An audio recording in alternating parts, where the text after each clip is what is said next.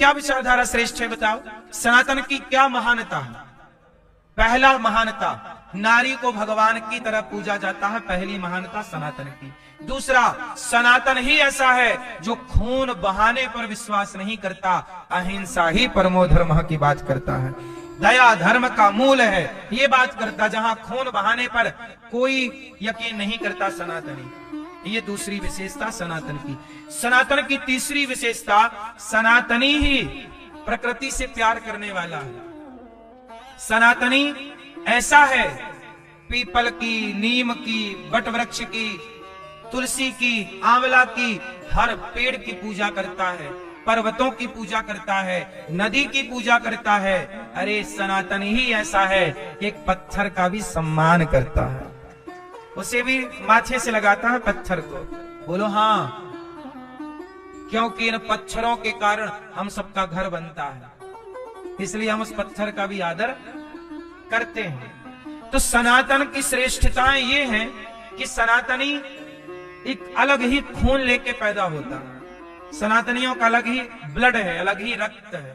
बोलो हाँ, इसलिए सनातन की श्रेष्ठता से लोग जलते हैं, इसलिए सनातन को दबाना और मिटाना चाहते हैं। लेकिन मुगल आए, मिटाने का कितना प्रयास किया, लेकिन मिटाया नहीं। लेकिन एक बात बताऊं, पाकिस्तान से तो सनातन मिट गया, बांग्लादेश से भी सनातन मिट गया।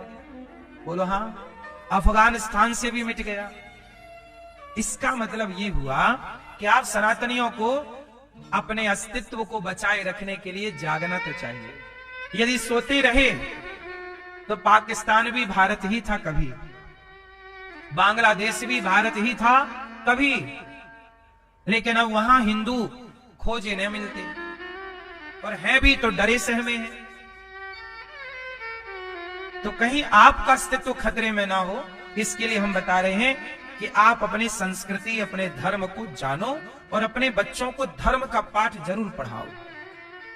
और संगठित रहने की बहुत आवश्यकता है। सनातनियों को जहां भी हो दुनिया में संगठित रहो, क्योंकि आजकल उसी का बोलबाला है जो संगठित है।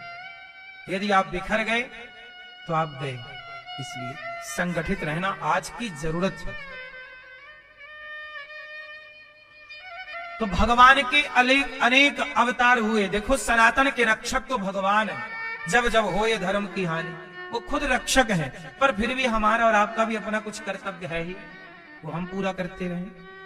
तो भगवान के 24 अवतार हुए, और 24 अवतार भगवान ने हर परिस्थिति पर धारण किया। वेद व्यास जी ने 17 पुराण लिख डाले, शांति नहीं मिली। तब व्यास जी ने नारद जी के कहने पर भागवत जी की रचना की। और भागवत जी की शुरुआत कहां से की?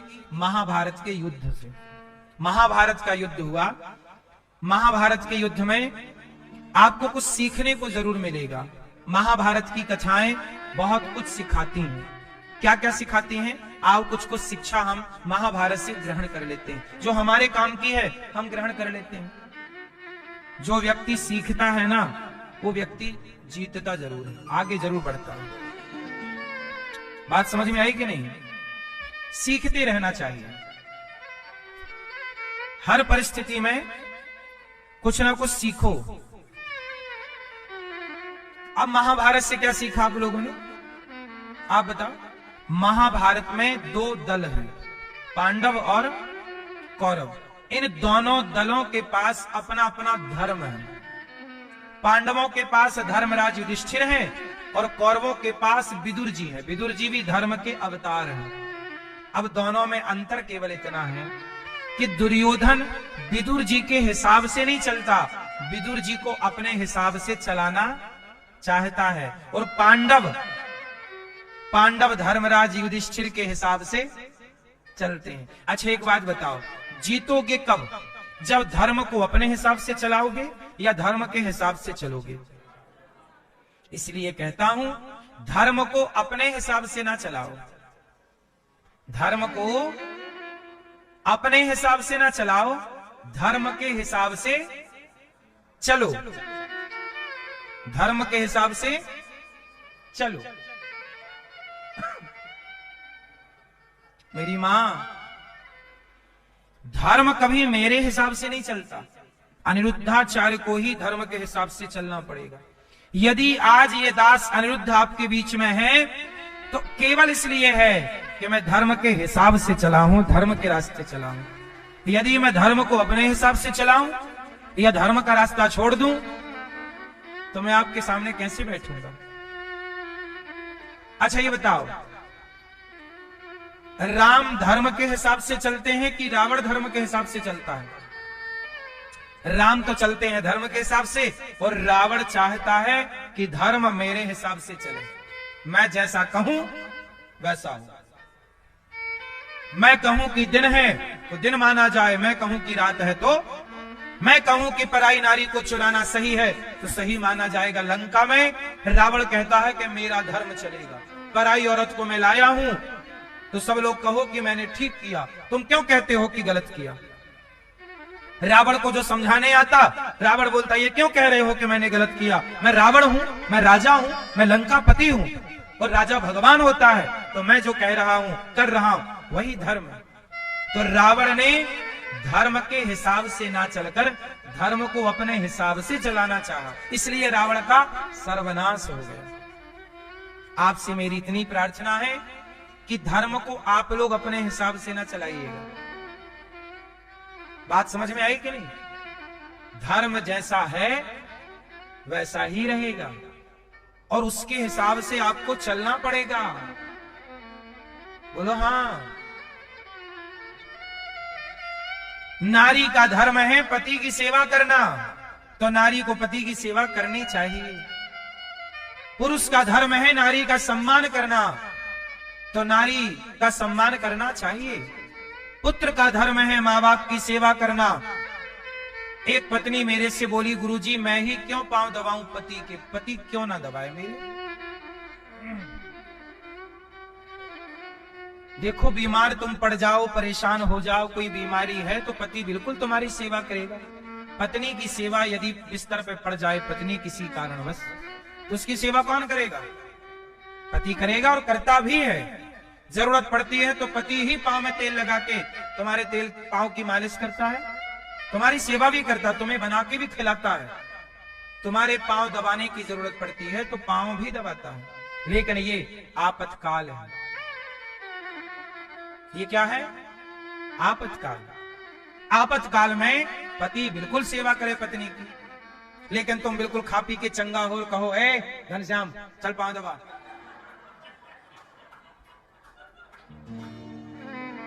तब तो फिर ये धर्म को आप अपने हिसाब से चला रही है? धर्म के हिसाब से चलो मेरी मां। धर्म कहता है कि लक्ष्मी जी सदा नारायण के चरण दबाती है। पति की सेवा करनी चाहिए, पति को परमेश्वर और पत्नी को परमेश्वरी मानना चाहिए, दोनों के लिए है। पर जो धर्म है वो धर्म रहेगा। वही धर्म आज है, वही 100 साल पहले था और वही 1000 साल बाद भी वही रहेगा। धर्म बदलता नहीं है कि नहीं जी आज कुछ कल कुछ जी अब तो समय बदल गया। नहीं, समय 2024 हो, 25 हो, 2050 हो, 2099 हो, 3000 चालू हो जाए तो भी धर्म धर्म ही रहेगा, वही रहेगा, उसमें तनिक भी परिवर्तन। इसलिए धर्म को मजाक ना बनाओ, धर्म जो कहता है करो। धर्म कहता है कि पिता की बात माननी चाहिए, पिता बड़े हैं मान लो, यदि वो कुछ कहते हैं समझ लो। यदि तुम्हें बात अच्छी नहीं लग रही है पिता की, तुम्हें पिता का ज्ञान समझ में नहीं आ रहा, कोई बात नहीं, रिप्लाई जवाब मत दो, जो आप कर रहे हैं ठीक ठीक से करो, पिता के प्रति सम्मान बनाए रखो। सिंपल धर्म ये है।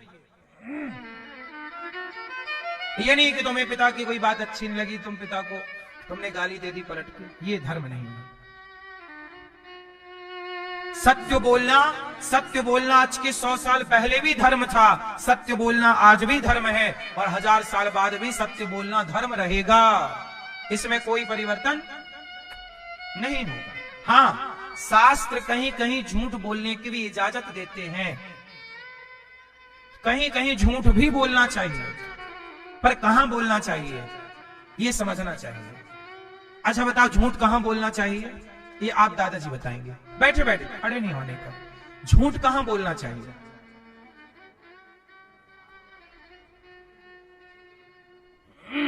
सुनो, झूठ बोलना चाहिए कहां?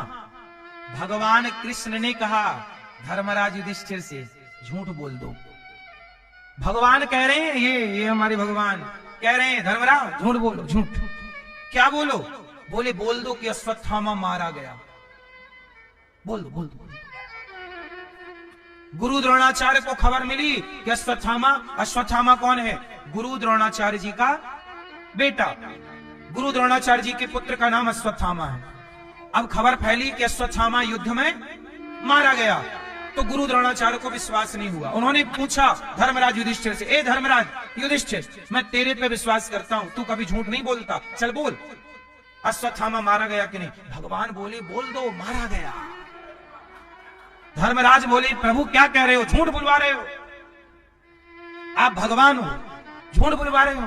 भगवान बोले हाँ, ये गुरु द्रोणाचार्य सारी सेना मारे डाल रहे हैं, जो खड़ी सेना है उसको मार रहे हैं।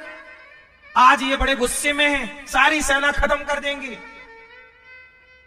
यदि तुम्हारे झूठ बोलने से सच जीत रहा हो तो सच को जिताने के लिए झूठ बोल दो, वरना ये गुरु द्रोणाचार्य मार डालेंगे सबको, सारी सेना मारी जाएगी, तुम हम सब मारे जाएंगे। ये गुरु द्रोणाचार्य हल्के मत लो, बड़े दिग्गज है।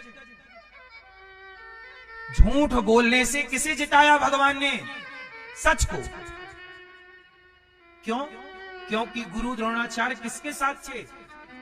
अधर्म के साथ थे, गलत के साथ। ये वही बलात्कारियों के जो बड़ी सभा में साड़ी खींच रहे थे, उन दुर्योधन के साथ खड़े हैं। ये कौन से भले लोग हैं दुर्योधन और दुशासन लोग, उनका साथ दे रहे हैं, जिनके परिवार की अपनी बहू का इन्होंने ख्याल नहीं रखा। यदि ये जीत जाएंगे महाभारत तो इनके राज्य में तो हर गली चौराहे में नारियों के कपड़े उतारे जाएंगे। जब इन्होंने अपनी भाभी के कपड़े नहीं छोड़े तो ये राजा बनेंगे तो ये किसके कपड़े छोड़ेंगे? इसलिए झूठ बोल दो। धर्मराज युधिष्ठिर बोले मैं नहीं बोलता झूठ। भगवान की बात काट दी, वो काट दी तो क्या करें? बोले पहले अश्वत्थामा मरा ही नहीं, मैं क्यों झूठ बोलूं? मैं नहीं। धर्मराज सोचे इतने बड़े धर्म, इसलिए उनका नाम है धर्मराज, कि भगवान के कहने पर भी उन्होंने झूठ, इतना प्यार सच से। तब क्या किया? बोले अश्वत्थामा नाम का एक हाथी था, उस हाथी को मार दिया भीम ने। और बोले देखो अश्वत्थामा मारा गया, ये मर गया। बोले ये तो हाथी है, और वो अपने बेटे का पूछ रहे हैं। अरे बोले आप बोल दो मारा गया।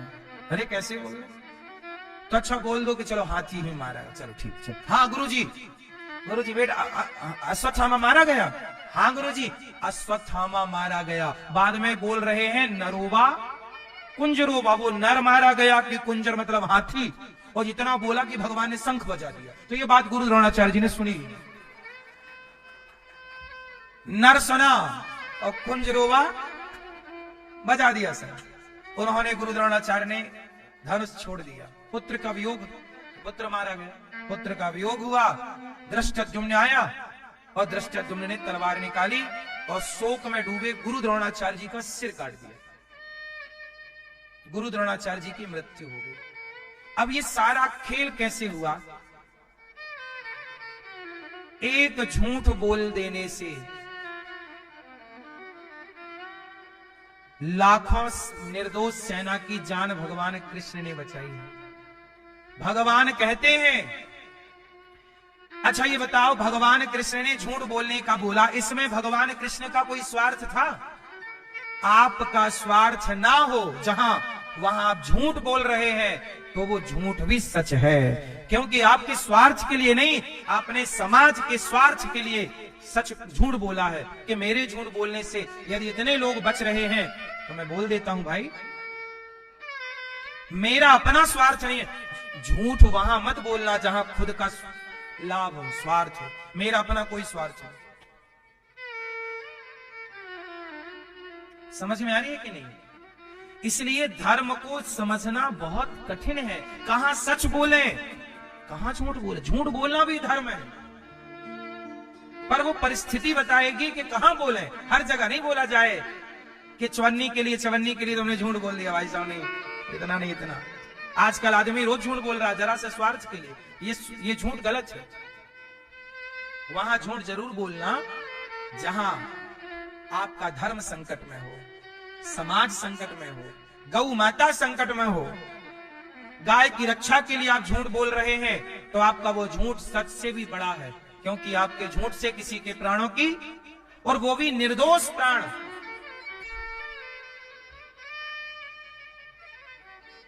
कोई आतंकवादी मर रहा है तो ठीक है, उसके लिए सच बोल के मरे या झूठ बोल के आतंकवादी मरे, उसको मारना धर्म है, लेकिन किसी को बचाना धर्म है।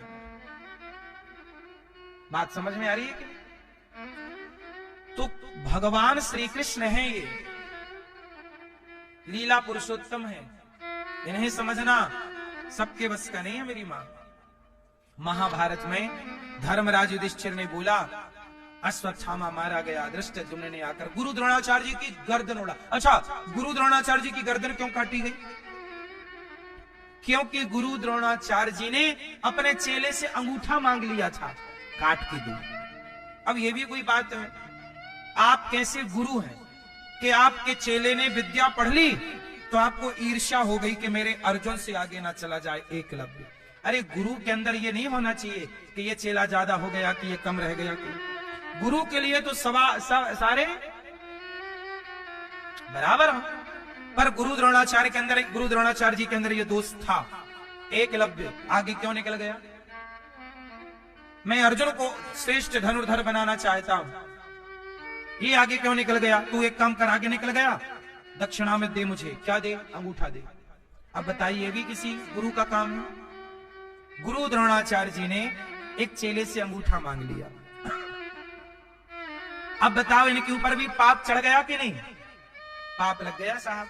और देखो, ये अंगूठा मांगा, अब इन्हें भी अपनी गर्दन देख करके वो पाप का दंड भोगना पड़ा। ये इन्हीं के अपने कर्म दंड थे जो भोगना पड़ा। इसलिए ईश्वर की अदालत में क्षमा किसी को नहीं है। गुरु द्रोणाचार्य जैसों को अपने कर्म दंड भोगने पड़े। अंगूठा कटवाया तो गर्दन कटवानी पड़ेगी। बोलो हाँ। जैसे को फिर ईश्वर के घर देर लगेगी, अंधेर ना होगी तनिक। इसलिए कहता हूं, तुम किसी का अंगूठा भी काट रहे हो ना, तो वो देख रहा है। ये मत सोचना कि वो नहीं देख रहा, लाख आंख से देख रहा है। तुझे देखने वाला सच की खेती कर ले, चतुर नर समय गुजरता जाता। मेरे मालिक की दुकान में सब लोगों का बड़े बड़े कानून, प्रभु के बड़ी बड़ी मर्यादा, किसी को कौड़ी कम नहीं देता, किसी को दमड़ी ज्यादा, समझदार तो चुप रह जाता, मूर्ख शोर मचाता। मेरे मालिक की दुकान में सब लोगों का। महाभारत अब निर्णय की ओर है। 99 कौरव मारे गए, दुर्योधन की मृत्यु हो रही है, जांघ पे गदा मार मार के तोड़ दी भीम भैया ने। और अंत तो गत्वा किसकी जीत हुई? पांडवों की। क्यों जीत हुई?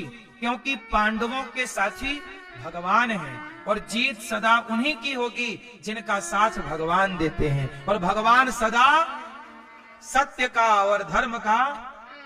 इसलिए आप ये याद रखिएगा कि यदि आप सत्य हैं, सही हैं, धर्म से हैं, तो आपकी जीत जरूर हो। बस हाँ, टाइम लगेगा, सब्र रखिए, धैर्य ना खोइए। आप लोग गलती बड़ी करते हैं, धैर्य खो देते हैं, हार जाते हैं। आप लोग लड़ते नहीं हैं, मैदान छोड़ के भाग जाते हैं। यार, जिंदगी धर्म से जीने की है। मैं कहता हूं, कई लोग ना इतना परेशान हो जाते हैं कि फांसी लगा जाते हैं, मर जाते हैं। आत्महत्या कर ली, ट्रेन पे चले गए, कट गए, सेल्फास खा ली, जहर पी लिया, आत्महत्या कर ली, फांसी लगा ली, आग लगा ली डीजल पेट्रोल डाल के। आत्महत्या करना सबसे गंदा काम है। क्यों? अरे थोड़ा लड़ते ना चुनौतियों से, लड़ते ना परिस्थितियों से, भाग क्यों गए? और लड़ाई किसे नहीं लड़नी पड़ती? शेर रोज लड़ता है, तब जाके उसका पेट भरता है। बोलो हाँ, शेर को रोज लड़ना पड़ता है, नहीं लड़ना पड़ता? संघर्ष का मैदान छोड़ के क्यों भाग रहे हो? शेर यदि ना लड़े तो क्या उसका पेट भरेगा साहब? फिर कई बार शेर भैंसे से लड़ जाता है, और भैंसा भी बड़ा ताकतवर होता है। पढ़ा जंगली भैंसा, वो भैंसा बड़ा पावरफुल होता है, उसकी भी खूब ताकत होती है, सींग होती है, वो भी ऐसे ऐसे करता। कई बार शेर की घुस जाती है सींग, आर पार हो जाती है, शेर मर जाता है। शेर का भी इतना आसान नहीं है पेट भरना, उसे भी लड़ना पड़ता है। बोलो, जंगल के राजा को बिना संघर्ष किए पेट नहीं भरता, तो तुम्हारे जीवन में तनिक सा संघर्ष आता है तो भाग क्यों जाते हो? हर संघर्ष का सामना डट के करो ना, करना पड़ेगा। ये जीवन है, लड़ना है अपने को, हर परिस्थिति से लड़ना है। अब ये झाड़ू पोछा लगा रही है एक मैया, बर्तन दूसरे के घर मांज रही है, ये भी तो परिस्थितियों से लड़ ही रही है कि झाड़ू पोछा करके अपने बच्चों का पेट भर रही है। ये भी तो लड़ ही रही है समय से। बोलो हाँ, ये भी तो कहे कि मैं क्यों करूं, फांसी लगा के मर जाऊं। फांसी लगा के क्या पाओगे?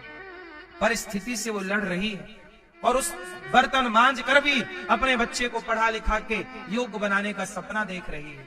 ये लड़ना है, यही लड़ाई है।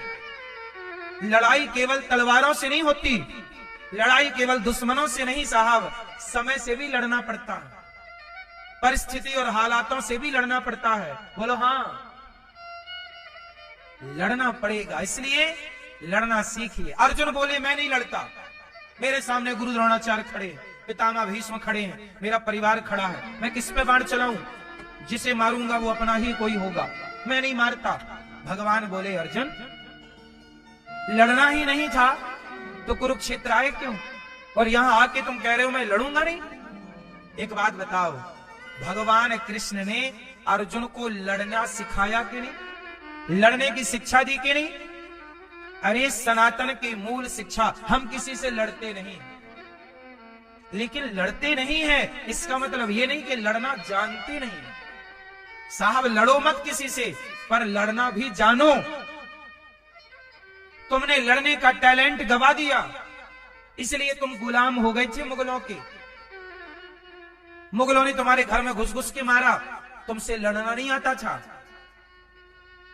क्योंकि तुमने लड़ना छोड़ दिया था, अभ्यास बंद कर दिया था।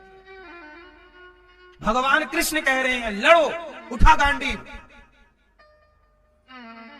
जो लड़ता नहीं है ना, उसका पतन हो जाता है, खत्म। हम लड़ते नहीं हैं किसी से, पर लड़ना जानते हैं। गीता से समझोगे तो गीता से समझाएंगे। हमारे कृष्ण कह रहे हैं गीता से ए दुर्योधन सुन गीता। गीता से समझेगा क्या? जो गीता से समझे उसे गीता के ज्ञान से समझा दो। पर कुछ लोग गीता के ज्ञान से नहीं समझते, तो भगवान कृष्ण बोले कि एक हाथ में गीता रखो और दूसरे हाथ में गांडीव रखो।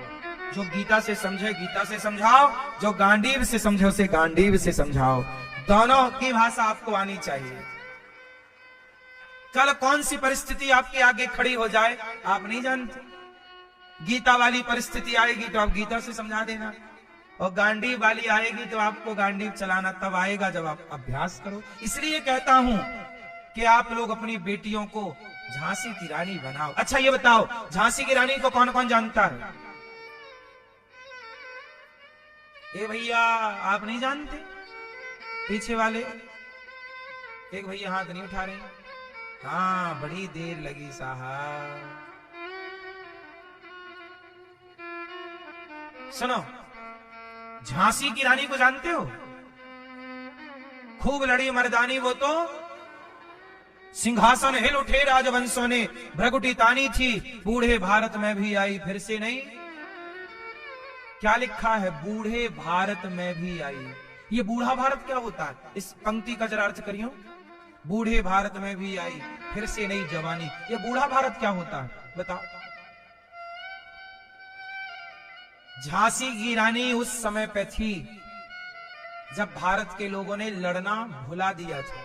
भूल गए, आप लड़ना भूल गए, आप बूढ़े हो गए। हालातों से, परिस्थितियों से लड़ना नहीं जानते, आप बूढ़े हो।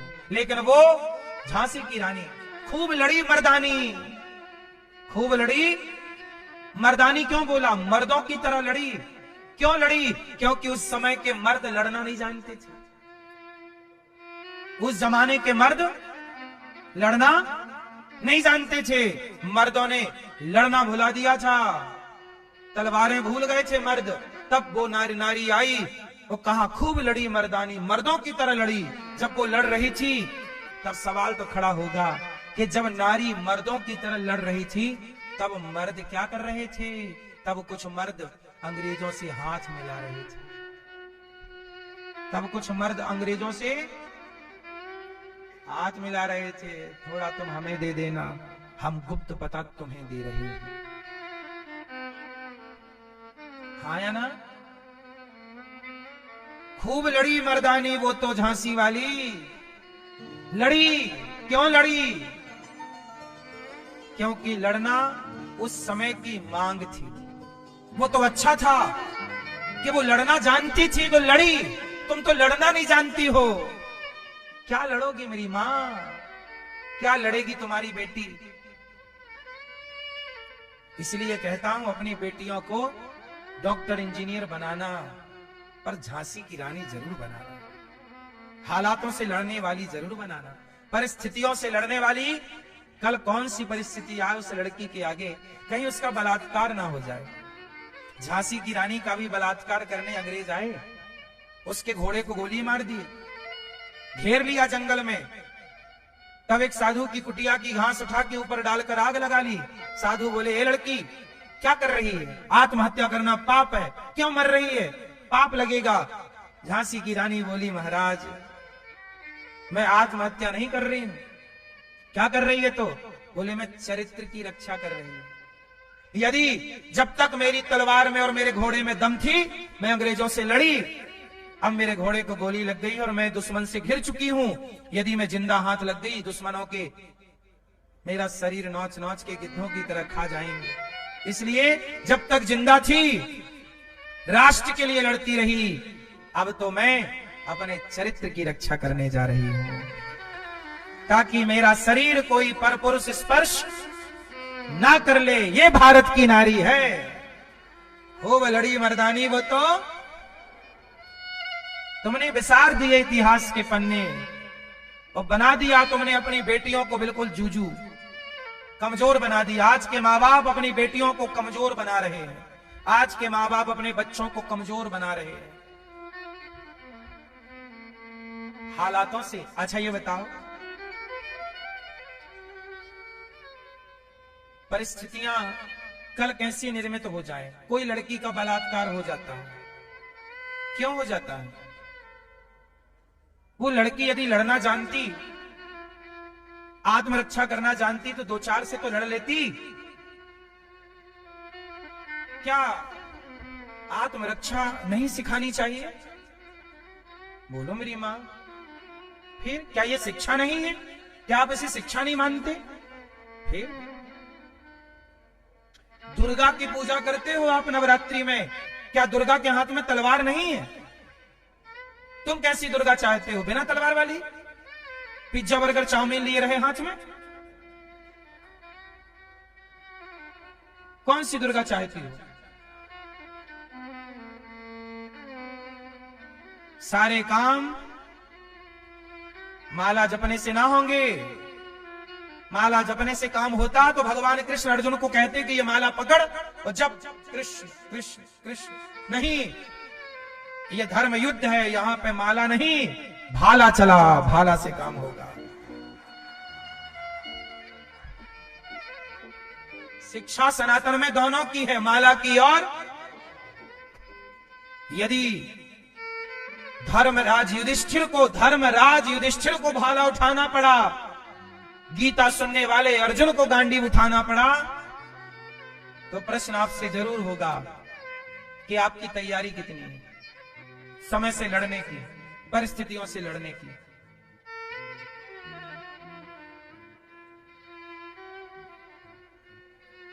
शांत बैठे रहने से ये मत सोचिएगा कि तूफान रुक गया है। यहां शांति है, इसका मतलब ये नहीं कि तूफान नहीं आने वाला है, तूफान आने वाला है। जब आएगा तब क्या कर लोगे? महाभारत सिखा रहा है कि अकर्मण्य ना बनो, अधिकारों की लड़ाइयां लड़नी पड़ती हैं, लड़के ही पाओगे।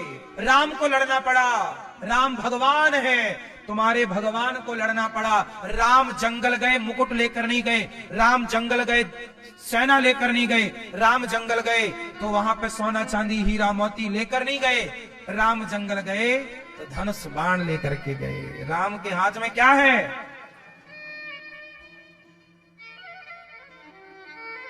फिर राम तो भगवान थे, क्या जरूरत थी उन्हें धनुष बाण की?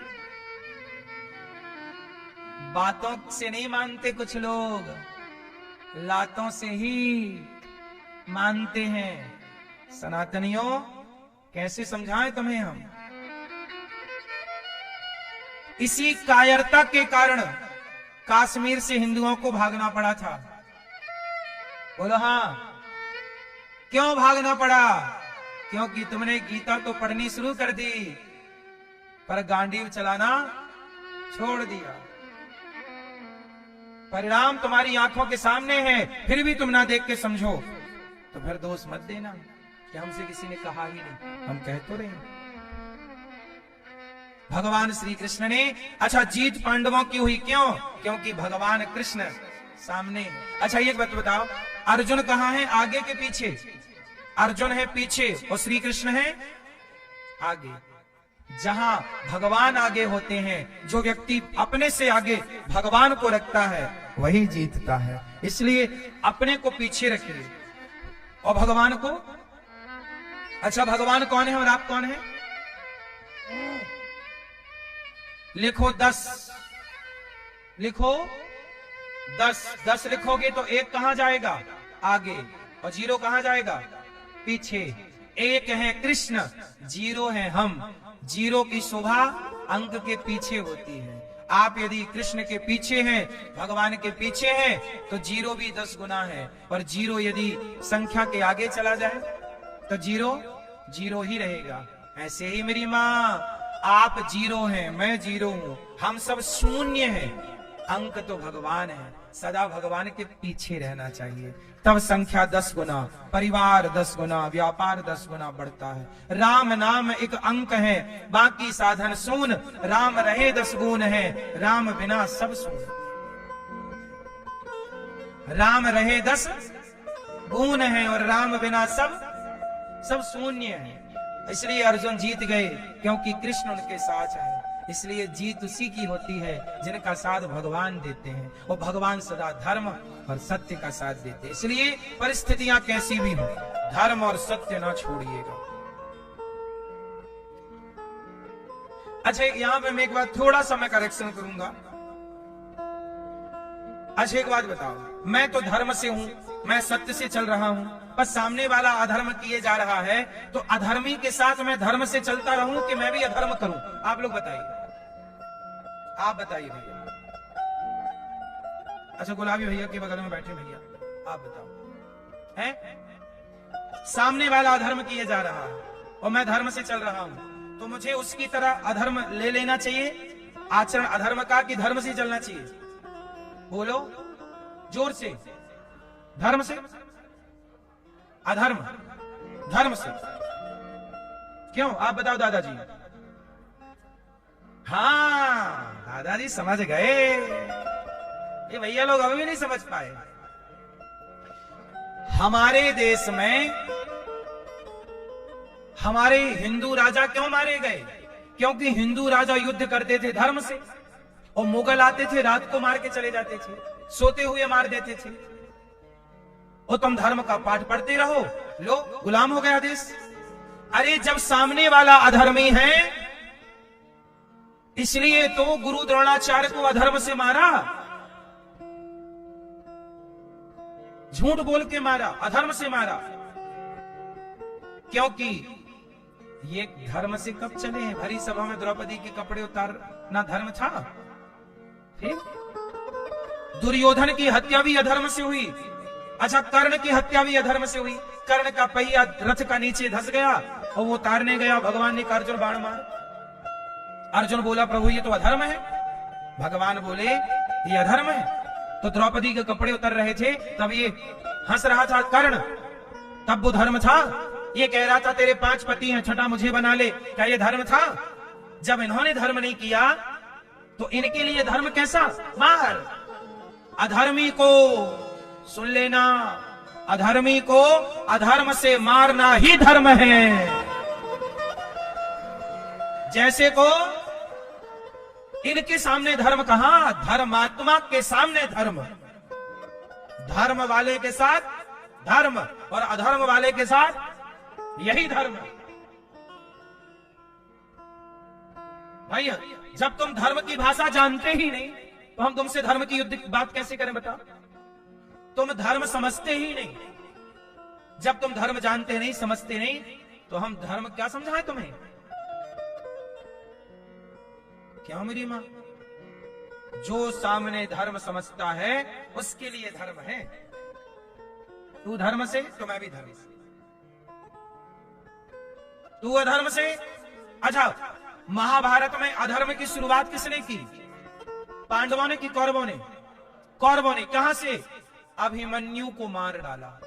एक अभिमन्यु, 7 लोगों ने एक साथ लड़ाई लड़ी, जबकि युद्ध का धर्म था एक योद्धा से एक योद्धा ही युद्ध करेगा, 2 नहीं करेंगे, 3 नहीं करेंगे, एक से।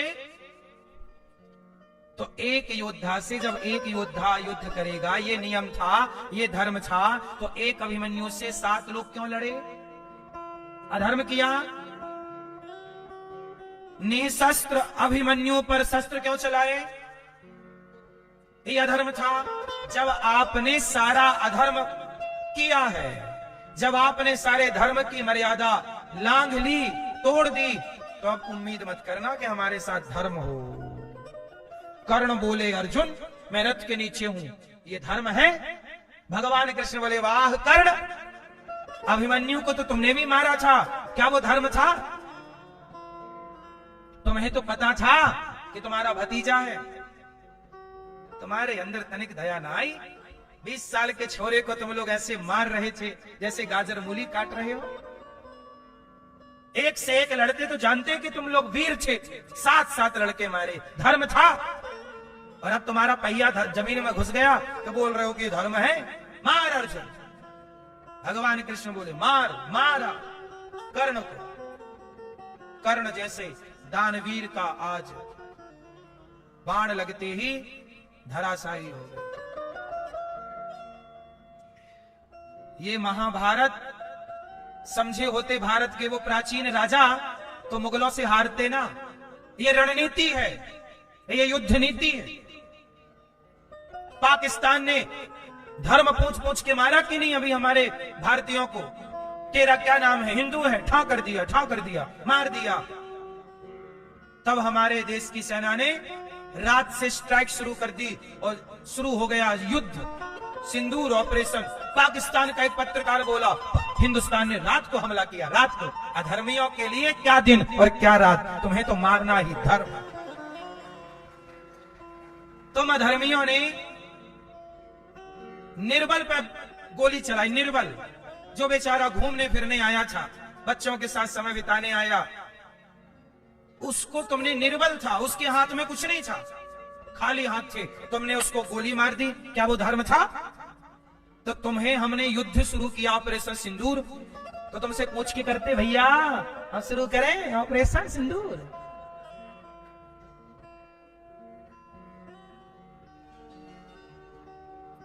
तुम जैसे समझोगे वैसे समझाया जाएगा। पाकिस्तान इसी भाषा समझता है, इसी भाषा इसलिए समझाया गया। और इसी इस तरह की भाषा पहले पाकिस्तान को समझा दी जाती, शुरू से ऐसी भाषा में समझाते तो आज पाकिस्तान अपनी औकात में रहता। यदि वो उल्लंघन कर रहा है ना मर्यादा का, केवल इसलिए क्योंकि उसकी भाषा में उसे समझाया, आज तक नहीं गया, अब समझाया गया। मोदी जी ने ठीक समझाया। पहले समझाना था इसे, क्योंकि ये दया का पात्र, जो दया का पात्र है उस पर जरूर दया करनी चाहिए, पर जो दया का पात्र नहीं उस पर दया नहीं करनी। यही धर्म है। दया करना धर्म है, पर दया किस पर करें? जो दया का पात्र है। सब पर दया करना धर्म नहीं है। आतंकवादी कहे भैया माफ कर दो, दया करो, नहीं, आतंकवादी पे दया करोगे तो वो दया अधर्म हो जाएगी। दया करना धर्म है। बताओ दया करना धर्म है कि नहीं? बोलो हाँ। लेकिन आतंकवादी को दया करके छोड़ दें ये धर्म है? हाँ, यहां दया अधर्म हो जाएगी। तो कहां दया धर्म है, कहां दया अधर्म है, कहां सत्य धर्म है, कहां असत्य धर्म है, कहां मारना धर्म है, कहां छोड़ना धर्म है? यही जानना, धर्म को समझना जानना बहुत कठिन है, बहुत बारीकी से समझना। इसलिए कहता हूं शास्त्रों को पढ़ो, नहीं पढ़ पाते सुनो, सत्संग करो। बात समझ में आई कि नहीं? हमारे सदग्रंथ पूरा जीवन जीने की कला बताते हैं। इस हिसाब से जीवन जिया जाए, कोई दिक्कत ना होगी आपके जीवन में, कहीं रुकावट ना होगी। कौन कैसी भाषा समझता है? महाभारत एक दिव्य ग्रंथ है, पढ़ा करो। ले जाना महाभारत की पुस्तक, घर में महाभारत समय मिल जाए थोड़ा पढ़ना। क्या क्या हुआ आपको पता तो होना चाहिए, अपने इतिहास से रूबरू तो होना चाहिए। आजकल लोग डरते हैं कि महाभारत की पुस्तक घर पे नहीं रखते वरना युद्ध होता। इतनी मूर्खता। अरे पुस्तक बनी पढ़ने के लिए, नहीं पढ़ेंगे तो आचार रखने के लिए बनी। लोग कहते हैं युद्ध होगा, युद्ध होगा। अरे युद्ध नहीं होगा, उसे पढ़ लो और समझ लो और उसके आचरण पे चल पड़ो तो नहीं होगा। युद्ध इसलिए हो रहे हैं आपके घर में भाई भाई के, क्योंकि आप लोग चलते नहीं, मर्यादा में रहते नहीं, धर्म से चलते नहीं। क्या धर्म है? कृष्ण, कृष्ण को समझना टेढ़ा है, इसलिए टेढ़े। भगवान कहां सच बोल दें, कहां झूठ बोल दें, और कहां झूठ भी सच से बड़ा हो जाए, ये तुम्हारी खोपड़ी का विषय। कृष्ण को समझना सबके बस का नहीं। इसलिए जिनकी समझ में भगवान नहीं आते वो क्या कह देते हैं, भगवान तो है ही नहीं। कल हमने बताया था, हम सारी बात आपको समझा रहे हैं। महाभारत का युद्ध हुआ, द्रौपदी के 5 बेटों को सोते हुए अश्वत्थामा ने काट दिए सिर। 5, द्रौपदी के 5 बच्चे मर गए। 5 बच्चे कौन? 5 पांडवों के एक एक। प्रतिविंध्य, सुत सोम, श्रुतकर्मा, सतानीक और श्रुतसेन, ये द्रौपदी के 5 पुत्र हैं। और 5 पुत्र मारे गए। किसने मारा? अश्वत्थामा ने। अश्वत्थामा ने मारा। द्रौपदी ने देखा कि 5 बच्चे मर गए, रोई बेचारी। अर्जुन आए, क्या हुआ? बच्चे मर गए। किसने मारा? अश्वत्थामा का ही यह कृत्य है। दौड़ पड़े रथ लेकर भगवान, पकड़ लिया अश्वत्थामा को। अश्वत्थामा ने ब्रह्मास्त्र चला दिया अर्जुन को मारने। अर्जुन दौड़ कर आए, कृष्ण कृष्ण महाबाहो भक्तानाम भयंकर त्वमेको दह्यमानाना मपवर्गोऽसि संसृते। कृष्ण, कृष्ण महाबाहो चरणों में गिर पड़े। अर्जुन कृष्ण कृष्ण, क्या हुआ? ब्रह्मास्त्र चला दिया। भगवान बोले तुम भी देखो, भगवान अपने भक्त को कभी हिम्मत हारने नहीं देते। अश्वत्थामा ने क्या चलाया तो भगवान क्या बोले? तुम भी चलाओ। जिन मोहि मारा ते मैं मारा, तुम भी चलाओ। अर्जुन ने भी ब्रह्मास्त्र चलाया, अश्वत्थामा ने भी, दोनों ब्रह्मास्त्र टकराते तो प्रलय हो जाती है। भगवान ने शांत किया। एक बात बताएं, सच बताओ मेरी मां, भगवान चाहते तो अर्जुन को कुछ करना ही नहीं पड़ता, भगवान सब कर देते। जैसा कि आप लोग चाहते हो, ये भगवान हमें कुछ ना करना पड़े, आप बस ऐसा करो, सब आप कर दो, हम कुछ ना करें। भगवान कहते हैं नहीं, मैं तेरा साथ तो दे सकता हूं। भगवान बोले कि मैं तेरा साथ दे सकता हूं, पर करना तुझे ही पड़ेगा। महाभारत लड़ना किसे पड़ा? अर्जुन को। बाण तुझे कर्म करना, इसलिए कहता हूं तुझे कर्म करना पड़ेगा। करते सब भगवान हैं, पर भगवान करते हुए भी कुछ नहीं करते, वो कराते हैं आपके द्वारा, माध्यम से, माध्यम बनाकर। वो कुछ ना करते हुए भी सब कुछ करते हैं, वो सब कुछ करते हुए भी कुछ नहीं करते, इसलिए वो भगवान है। कर तुम अकर तुम अन्यथा कर तुम सर्व सामर्थ। अर्जुन नहीं लड़े भगवान, पर अर्जुन लड़े नहीं लड़े भगवान। ये दो बात समझ में आ गई आपको? चलो बताओ, महाभारत कौन लड़ा? कौन लड़े? कृष्ण लड़े कि नहीं हैं? पर कृष्ण ने तो अस्त्र शस्त्र छुआ ही नहीं। नहीं लड़ते हुए भी वही लड़ रहे थे, और अर्जुन लड़ते हुए भी नहीं लड़ रहे थे। तो बस यही है, भगवान कहते हैं तू कर्म करता चल, मैं तेरा साथ देता चलूंगा। पर तेरा साथ मैं तब दूंगा जब तू अपना प्रयास करेगा, कर्म करेगा। बस द्रौपदी के 5 पुत्र मारे गए, अश्वत्थामा को पकड़ कर लाया। क्या दंड दूं अश्वत्थामा को? द्रौपदी बोली इसे छोड़ दो, ये गुरुपुत्र है, इसे मारना सही नहीं है। द्रौपदी मां है, और मां कैसी है? करुणामयी। द्रौपदी के अंदर दया है, और दया तो देखो होनी ही चाहिए। आप लोगों के अंदर भी दया हो, आप भी दया करते हैं।